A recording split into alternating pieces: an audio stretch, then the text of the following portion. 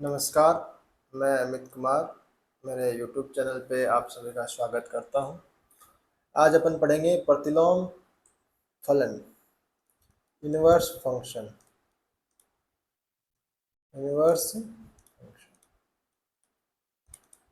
आज का जो हमारा टॉपिक रहेगा वो रहेगा प्रतिलोम फलन। देखिए, यदि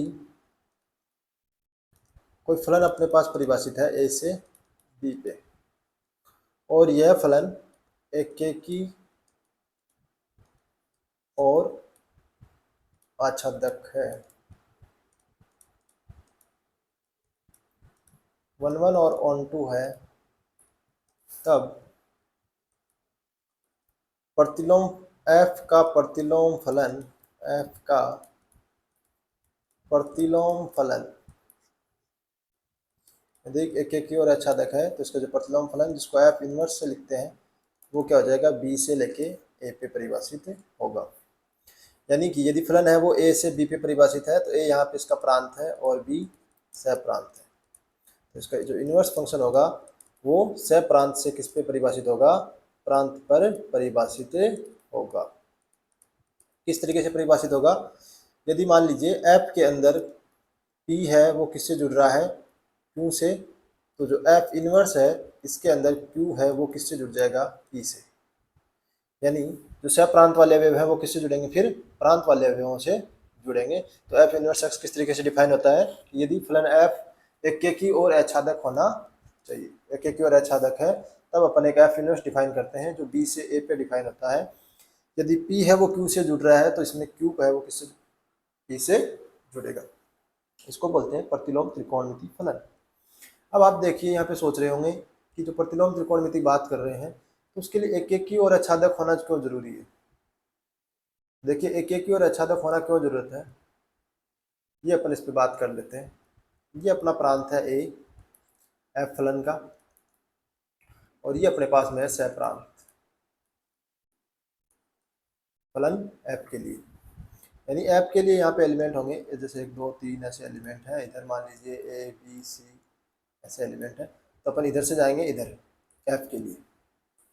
जब एफ इनवर्स की बात करते हैं अपन तो एफ इनवर्स के अंदर अपन जाएंगे ए बी सी, ये जो सह प्रांत वाले अवयव है इनसे अपन जाएंगे किसकी तरफ, प्रांत की तरफ, यानी कि 1 2 3 इनकी तरफ।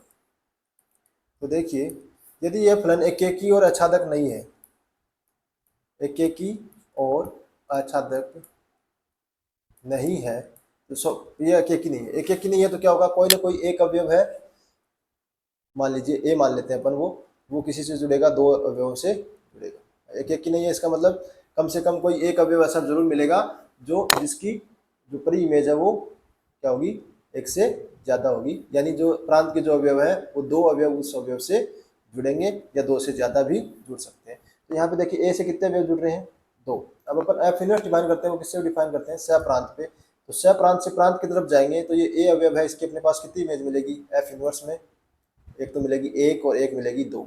जबकि जो फलन होता है उसके अंदर जो इमेज होती है वो कैसी होनी चाहिए, अद्वितीय होनी चाहिए। फिर ये एफ इनवर्स है वो डिफाइन ही नहीं होगा, क्योंकि जो एक ही इमेज होगी वो कब मिल जाएगी, एक मिल जाएगी और 2 मिल जाएगी एफ इनवर्स में। तो फिर ये फलन ही नहीं रहेगा, फलन नहीं रहेगा तो प्रतिलोम फलन अपन डिफाइन नहीं कर सकते। इसलिए यह फलन एक ही होना जरूरी है। दूसरा, आच्छादक होना क्यों जरूरत है, आच्छादक मान लीजिए ये आच्छादक नहीं है तो इसके अंदर कोई डी पॉइंट ऐसा कम से कम बचेगा जिसको किसी भी अवयव से नहीं जोड़ पाओगे। तो जब एफ इनवर्स डिफाइन करोगे तो इसका प्रांत कितना होगा, जो ये सह प्रांत है वो इसका क्या होगा, प्रांत होगा। अब इस प्रांत के अंदर ये एक एलिमेंट ऐसा बच गया जिसका कोई भी अपने को इमेज नहीं मिल रही, और फलन होने के लिए क्या जरूरत है कि प्रत्येक जो प्रांत के अवयव है उनकी इमेज अपने को मिलनी चाहिए, यहाँ पे नहीं मिलेगी। इसलिए इस फलन का आच्छादक होना भी जरूरी है। तो अपन किसी भी फलन को, यदि पहले प्रतिलोम फलन की बात आती है तो पहले आप चेक करोगे कि फलन है वो कैसा होना चाहिए, एकेकी होना चाहिए और आच्छादक होना चाहिए, तभी आप इसका एफ इनवर्स डिफाइन कर सकते हो। एकेकी और आच्छादक है इसका मतलब प्रत्येक अवयव की सिर्फ अद्वितीय इमेज ही अपने को मिलेगी और कोई भी अवयव शेष नहीं रहेगा, क्योंकि यह फलन क्या है, आच्छादक है। तो फिर अपन एफ इनवर्स डिफाइन कर सकते हैं। इस चीज का आपको ध्यान में रखना है। यहाँ से अपने एक चीज अपन ने सीखी कि यदि फलन f एकेकी और आच्छादक है, एकेकी और आच्छादक है, तो एफ इनवर्स एक्स है वो भी एकेकी और आच्छादक होगा, एकेकी और आच्छादक होगा, आच्छादक, यानी कि कोई फलन है वो एकेकी आच्छादक है तो उसका इन्वर्स भी एकेकी आच्छादक ही होगा, क्योंकि इसकी इमेज किस पे जाएगी, प्रांत के अवयव पे जाएगी, और प्रांत के अवयव में कोई भी अवयव शेष कभी नहीं रहता, और वो हमेशा यूनिक इमेज ही उनकी जुड़ती है, और इसलिए अपने पास में ये भी एफ इनवर्स एक्स है वो भी कैसा हो गया, एकेकी और आच्छादक हो गया। तो यहाँ से ये अपने पास में पहला पॉइंट निकल के आता है। दूसरा, यदि एफ इनवर्स विद्यमान है तो यह क्या होता है, अद्वितीय होता है, विद्यमान है तो यह यूनिक होता है, यानी कि अद्वितीय होता है, यानी सिर्फ और सिर्फ किसी फलन का एक ही प्रतिलोम फलन होता है, ऐसे नहीं है कि किसी एक फलन के आपको एक से ज़्यादा प्रतिलोम फलन अद्वितीय होता है, यानी कि आपको सिर्फ और सिर्फ एफ इनवर्स एक्स मिलेगा, वो यूनिक मिलेगा, एक ही फंक्शन मिलेगा, ऐसे नहीं है कि आपको दो चार फंक्शन किसी फंक्शन के प्रतिलोम फलन मिल जाए। जो प्रतिलोम फलन विद्यमान है तो वो अद्वितीय होगा, क्योंकि ये दोनों चीज़ें आप कहाँ से समझ सकते हो, इस चीज़ से समझ सकते हो। भाई एफ इनवर्स विद्यमान है तो यहाँ से मान लीजिए पी है वो किससे जुड़ रहा है, क्यू से, तो जो एफ इनवर्स एक्स है उसमें क्या जुड़ेगा, क्यू है वो किससे जुड़ जाएगा, पी से, बस। तो एक ही फलन अपने को यहाँ से मिलेगा, और एक ही आच्छादक इसलिए है कि ये जो प्रांत है इसका, ये किसका प्रांत है, एफ एक्स का प्रांत है, और उसका क्या बन जाएगा, ये एफ इनवर्स एक्स की क्या बन जाएगा, फिर ये सहप्रांत बन जाएगा। अब एक एक इसलिए है क्योंकि ये जो फलन के प्रत्येक अवयव होते हैं, क्योंकि एफ एक्स फलन है तो ये इसके जो प्रत्येक अवयव है वो हमेशा सिर्फ और सिर्फ एक ही अवयव से जुड़ते हैं, इसलिए हमेशा जो परी इमेज मिलेगी उसमें ये सारे अवयव कितने जुड़ेंगे, एक से ही जुड़ेंगे, इसलिए एक एक हो जाएगा। और सहप्रांत और परिसर क्या होंगे, बराबर होंगे, क्योंकि फलन कैसा है, आच्छादक फलन है।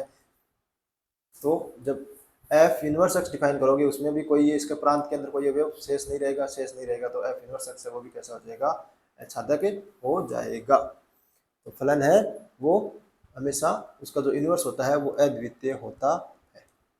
अब अगली बात आती है कि जो सम फलन होते हैं, सम फलन का प्रतिलोम फलन का अस्तित्व नहीं होता, प्रतिलोम फलन का अस्तित्व नहीं है। भाई सम फलन क्या होते हैं, आपको बताया था, अस्तित्व नहीं, क्यों नहीं है, क्योंकि जो सम फलन है वो क्या होते हैं, वाई एक्स के सापेक्ष कैसे होते हैं, सममित, और जब अक्ष के समांतर रेखा खींचोगे तो वो एक से ज्यादा जगह कट कर रही है, इसका मतलब ये फलन कैसे हो गई, बहु एकेकी फलन है। तो बहु एकेकी फलनों के लिए तो अपन क्या कर सकते हैं, प्रतिलोम फलन परिभाषित ही नहीं कर सकते, क्योंकि परिभाषित होने के लिए फलन कैसा होना चाहिए, एकेकी फलन होना चाहिए। दूसरा, यदि एफ और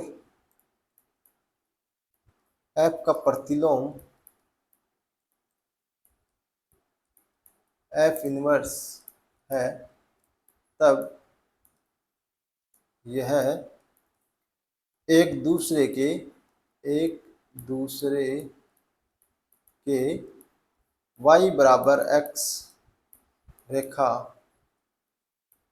के सापेक्ष प्रतिबिंब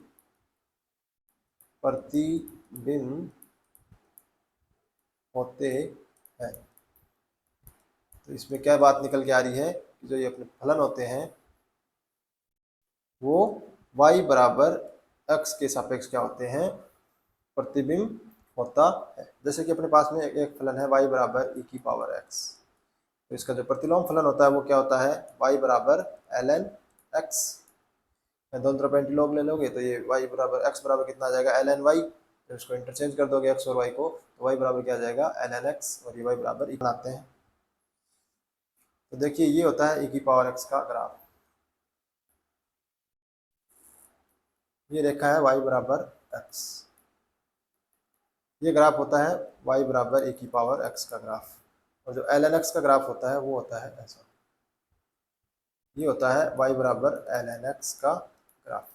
तो ये जो ग्राफ होता है ये y बराबर x रेखा के सापेक्ष क्या होते हैं, प्रतिबिंब होते हैं। यानी y x के सापेक्ष इमेज ले लोगे इस ग्राफ की तो ये अपने पास में इसके प्रतिलोम आ जाएगा, और यदि y बराबर e की पावर x का लोगे तो ये आ जाएगा y बराबर ln x, यानी ये प्रतिबिंब होते हैं एक दूसरे के। दूसरा इसके अंदर जो पॉइंट रखना है, सामान्यतः f तथा f इनवर्स का प्रतिच्छेद हमेशा हो ऐसा जरूरी नहीं है, लेकिन सामान्यतः जनरली जो इसका जो होता है प्रतिच्छेदन बिंदु वो y बराबर x पे होता है, y बराबर x पर होता है। ये आपको ध्यान में रखना है, हमेशा हो ऐसा कोई ज़रूरी नहीं है, लेकिन लगभग अपने इसके जो होता है y बराबर x होता है। देखिए ये अपनी रेखा है y बराबर x की, ये y बराबर x की रेखा है। जब अपन यदि फलन लेते हैं अपन y बराबर e की पावर माइनस एक्स, तो इसका जो प्रतिलोम फलन आएगा वो आएगा y बराबर माइनस ln x। तो देखो y की e की पावर माइनस एक्स का जब आप ग्राफ बनाओगे तो वो ग्राफ कुछ ऐसा बनता है।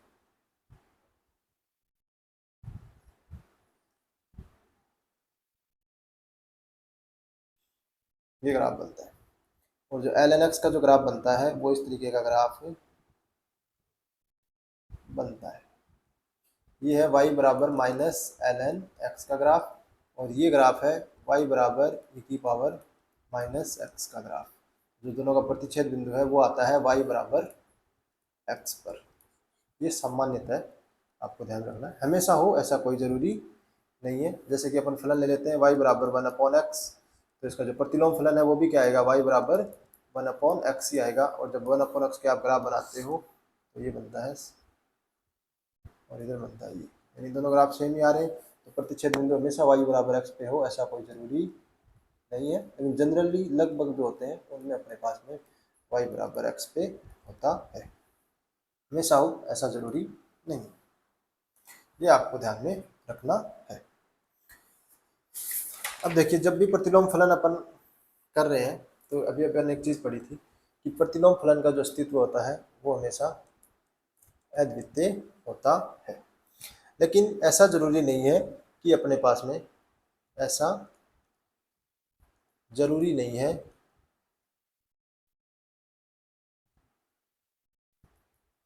कि यदि प्रतिलोम फलन का अस्तित्व है, प्रतिलोम जो फलन है, प्रतिलोम फलन का अस्तित्व हो तो अपन प्रतिलोम फलन निकाल पाए। ऐसा भाई जरूरी नहीं है कि अपन प्रतिलोम फलन निकाल लेंगे यदि अस्तित्व है। तो कई बार क्या होता है फलन ऐसा जटिल फंक्शन आ जाता है कि अपन उसका जो प्रतिलोम फलन है वो कैलकुलेट, तो अपन प्रतिलोम फलन हमेशा निकाल लें यह जरूरी नहीं है, निकाल ले यह जरूरी नहीं, हमेशा प्रतिलोम फलन अपने को प्राप्त हो जाए यह जरूरी नहीं है। हाँ उसका अपन ये बता सकते हैं कि प्रतिलोम फलन का अस्तित्व होगा, लेकिन अब वो फलन क्या होगा ये ऐसा कोई जरूरी नहीं है कि अपन निकाल पाए। जैसे अपन क्वेश्चन करते हैं कि y बराबर अपने को दे रखा है ln, y बराबर अपने को दे रखा है ln x plus √1 plus x square, ये अपने को दे रखा है। अब इसका अपने को प्रतिलोम फलन निकालना है कि इसका प्रतिलोम फलन निकालिए। तो अपन प्रतिलोम फलन कैसे निकालेंगे, तो देखिए सबसे पहले फलन होना चाहिए एक की और अच्छादक, तो जो भी अपने को रेंज और परिसर दी होगी उसके हिसाब से अपन देखते हैं। देखो ln x है वो क्या है, वर्धमान फलन है, अपन ने पढ़ा था जो ln होता है वो कैसा होता है, वर्धमान फलन। तो ये फलन एक की तो होगा, एक ही होगा क्योंकि फलन कैसा है, वर्धमान। जब ln x का अपन ग्राफ बनाते हैं वो ग्राफ बनता है ऐसा, ये ln x का ग्राफ है, ये वैल्यू जा रही है माइनस इन्फिनिटी से प्लस इन्फिनिटी पर, तो इसका जो परिसर आएगा वो आएगा माइनस इन्फिनिटी से इन्फिनिटी।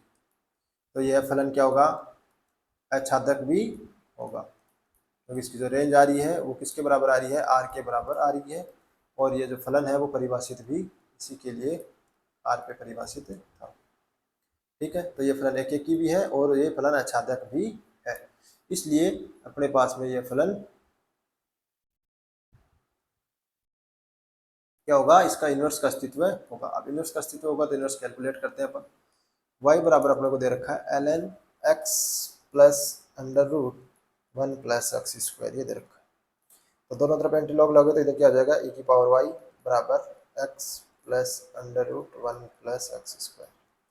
जब x बराबर क्या होता है, ln y होता है, तो यहाँ से y बराबर क्या होता है, e की पावर x, क्योंकि यहाँ पे ln का जो आधार है वो क्या है, log e, y बराबर x। तो जो ये x होती है ये तो क्या होती है, घात, जो ये e होता है वो क्या होता है, आधार, और y क्या होता है, घातांक।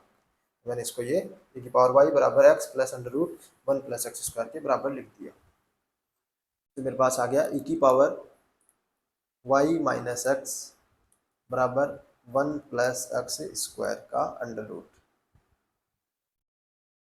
ये यहाँ से मेरे पास में आ गया। अब मेरे को ये निकालना है इसका इन्वर्स। देखिए इन्वर्स कैसे फाइंड करेंगे इसका, इन्वर्स फाइंड करना है तो मेरे को क्या करना पड़ेगा, रूट को गायब करना पड़ेगा पहले। तो देखिए यहाँ से हो जाएगा मेरे पास e की पावर माइनस वाई बराबर 1/x plus under root 1 plus x square, ये आ जाएगा। भाई e की पावर माइनस वाई का मतलब 1/e की पावर वाई, 1/e की पावर वाई का मतलब ये हो गया। अब इसको रेशनलाइज कर देते हैं, x minus under root 1 plus x square, x minus under root 1 plus x square. तो देखिए ये हो गया a प्लस बी, ये हो गया a माइनस बी, तो a square minus b square.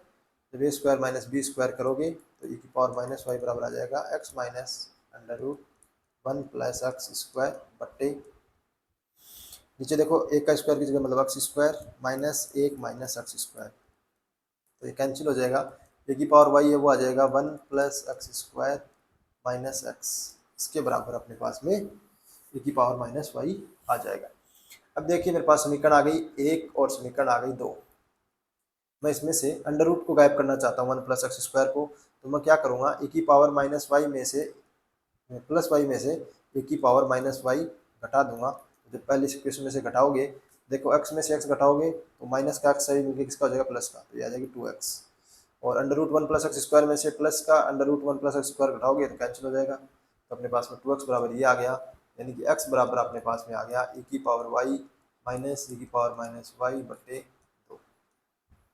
अपने पास में जो f इनवर्स x जो फलन है वो क्या आ गया, y की जगह x रख दीजिए, e की पावर x माइनस e की पावर माइनस एक्स बटे 2।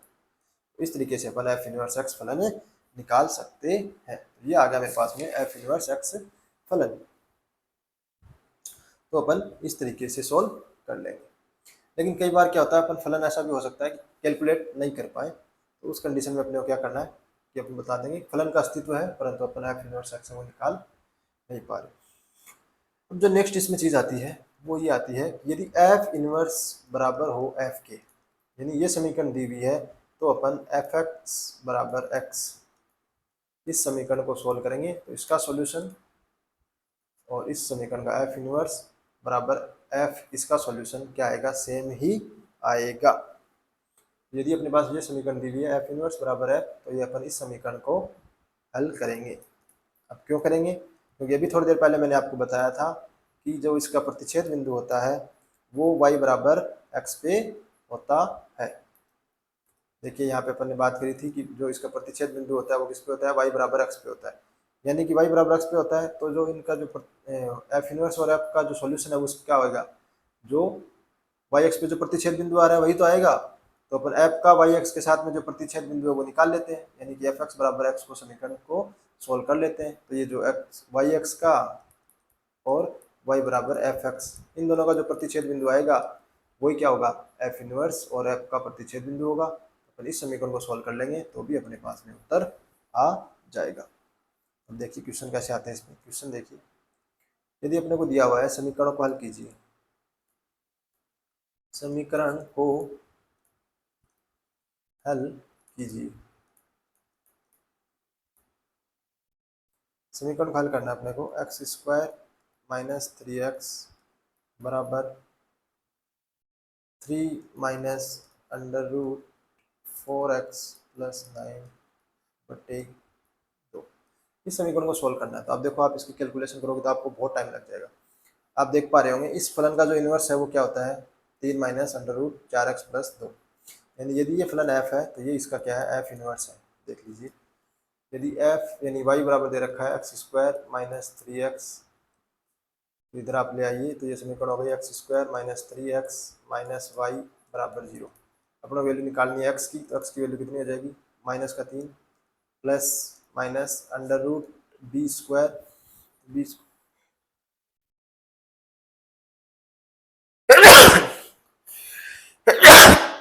तो यहाँ पे बी स्क्वायर की जगह कितना है, 3 का square 9 minus 4 minus plus 4y बट्टा 2। इसका इन्वर्स फलन कितना आ गया, ये आ गया। और अपने इन्वर्स यहाँ पे क्या दे रखा है, 3 माइनस 4x प्लस 9 बटा 2, तो ये एफ इन्वर्स के बराबर ही है। इसलिए अपन क्या करेंगे, एक्स स्क्वायर माइनस 3x बराबर x, यानी कि एफ एक्स बराबर x। इस समीकरण को क्या कर लेंगे, सोल्व कर लेंगे। तो इसको सोल्व करेंगे तो ये देखिए हो गया एक्स स्क्वायर माइनस 4x बराबर 0।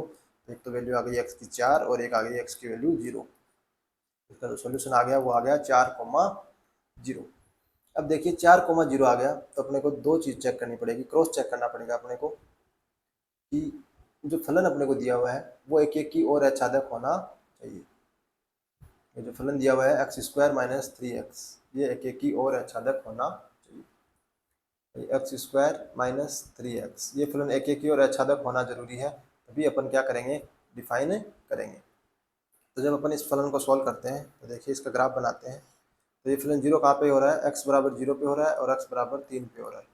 यानी इसकी f 0 पे वैल्यू 0 है और f 3 पे वैल्यू इसकी 0 है। और फिर इसका जो ग्राफ बन रहा है वो ऐसे ग्राफ बन रहा है, इस तरीके का इसका जो ग्राफ बन रहा है किसका, एक्स स्क्वायर माइनस 3x। तो इस तरीके का अपने पास ग्राफ बन रहा है। अब ये फलन अपने को क्या करना है, एक एक की ओर आच्छादक होना चाहिए। ये फलन क्या होना चाहिए, एक एक की ओर आच्छादक होना चाहिए। तो एक एक की ओर आच्छादक होने के लिए देखो, एक एक की होने के लिए क्या जरूरत है कि इस फलन की वैल्यू यहाँ से लेके यहाँ तक आ रहा है ये फलन, और ये यहाँ पे रुक जाए। देखो इससे ऊपर जैसे जा रहे हैं अपन, ये वैल्यू है 3। देखिए जब ये वैल्यू यहाँ पे है, यहाँ से आगे जो भी वैल्यू मिलेगी, 3 पे मिल रही है 0, जैसे 4 पे ये वैल्यू मिलेगी। तो जब आप इनमें वाई एक्स अक्ष के समांतर कोई रेखा खींचोगे तो ये फलन कैसा हो जाएगा, बहु एक एक की हो जाएगा। तो इसमें से आप इसका प्रांत या तो कौन सा ले सकते हो, यदि इसका प्रांत ये वाला ले सकते हो यहाँ से लेके यहाँ तक, या इसका प्रांत ये ले सकते हो यहाँ से लेके यहाँ तक। दोनों में से एक ही आपको इसमें प्रांत अपन ले सकते हैं। यदि आपने दोनों लोगे तो ये फलन जब समांतर रेखा खींचोगे तो बहु एक एक हो जाएगा, तो फिर इसका इन्वर्स का अस्तित्व ही नहीं होगा। इसलिए जो अपना सॉल्यूशन आएगा x बराबर 0 आएगा, क्योंकि इसने यहाँ पे जो चिन्ह लिया है वो कौन सा लिया है, माइनस वाला चिन्ह लिया है। और माइनस वाला चिन्ह लिया है और इसने प्रांत कौन सा लिया है, ये वाला प्रांत लिया है। तो इसमें वैल्यू कौन सी है, 0। 4 वाली वैल्यू इधर आ गई, तो इन दोनों में से एक ही प्रांत अपन ले सकते हैं। क्योंकि यदि दोनों प्रांत आपने ले लिए तो उसमें क्या आएगा, जब भी आप एक्स अक्ष के समांतर कोई रेखा खींचोगे तो वो इसको एक से भाग पे कट करेगी, तो फलन बहु एक एक हो जाएगा, तो उसका इन्वर्स का अस्तित्व ही नहीं होगा। इसलिए ये आप ध्यान में रखें।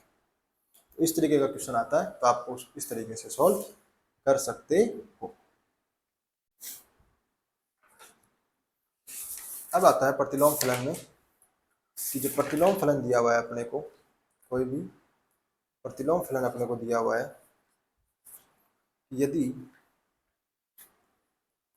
यदि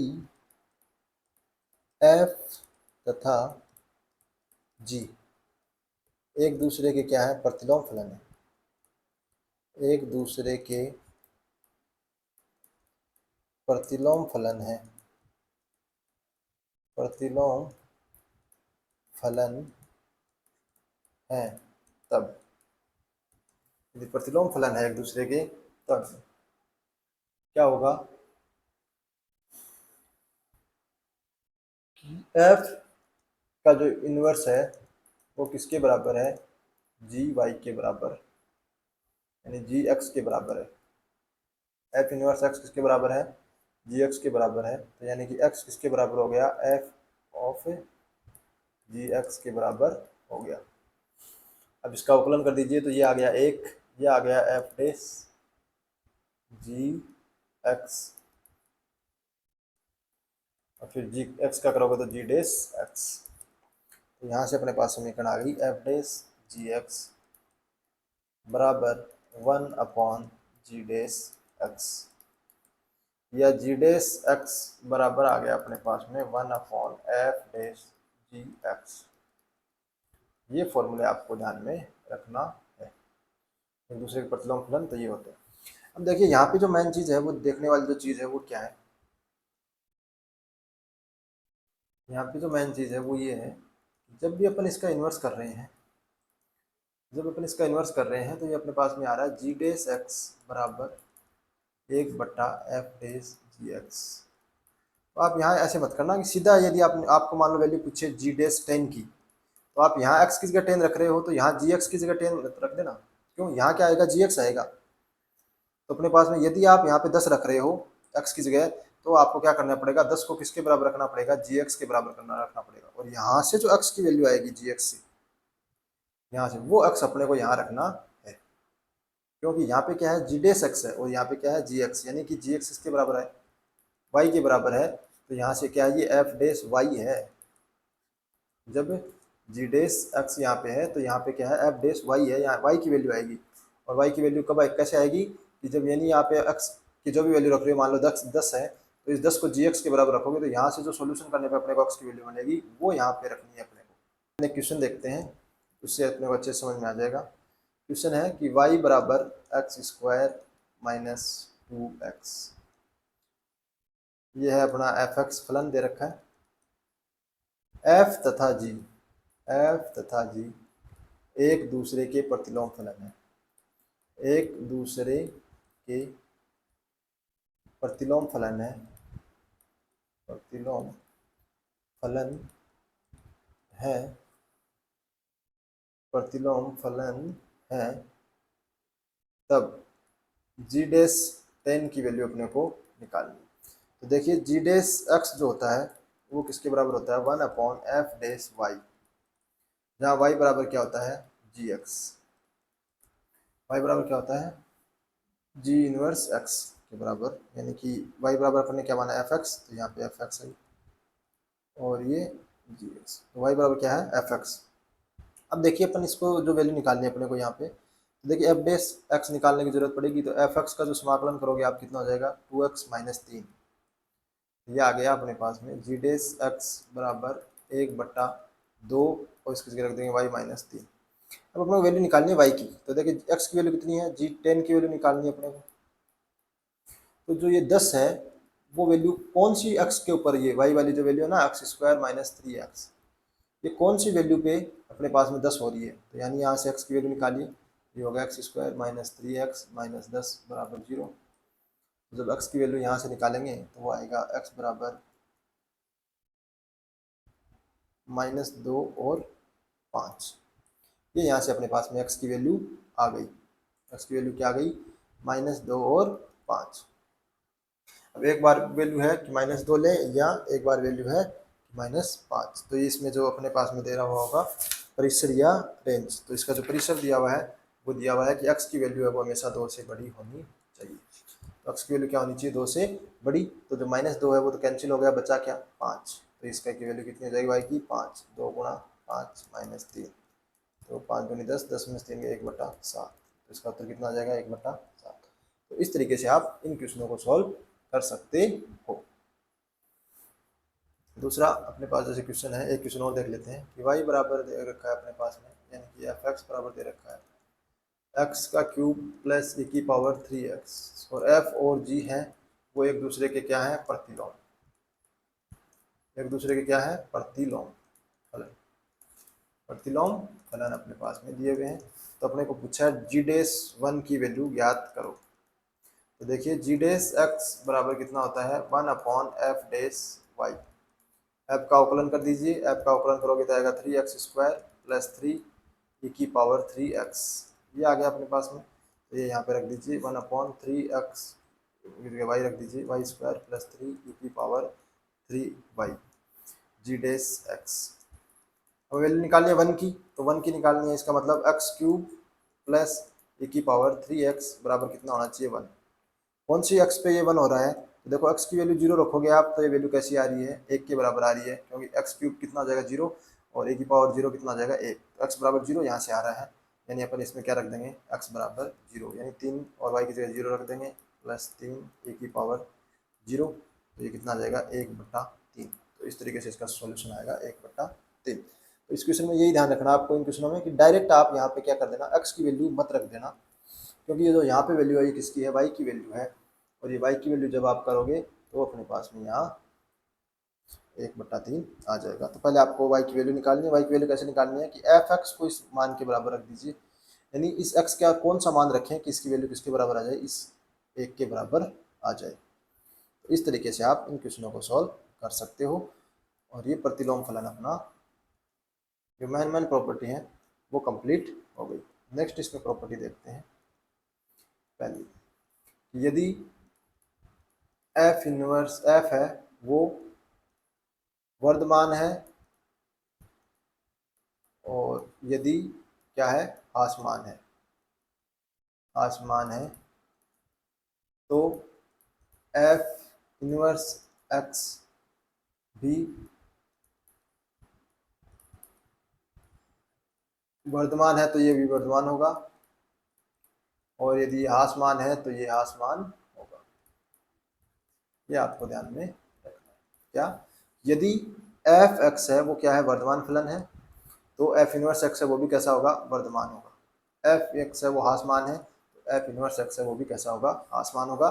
कभी आप क्या जल्दबाजी में आपको लगता है कि एफ इनवर्स को आप क्या समझ लेते हो, उल्टा फलन समझ लेते हो कि इसका है तो ये वर्धमान है तो ये आसमान होना चाहिए, ऐसा नहीं है। यदि एफ है वो वर्धमान है तो एफ इनवर्स एक्स है वो भी वर्धमान होगा, एफ है वो आसमान है तो वो फलन भी, क्योंकि इनवर्स फलन है वो रेसिप्रोकल नहीं है।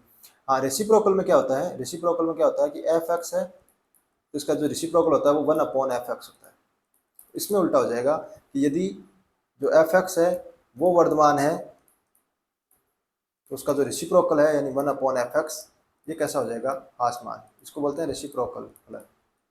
और यदि एफ एक्स है वो कैसा है आसमान है, तो जो 1/f(x) है वो कैसा हो जाएगा वर्धमान।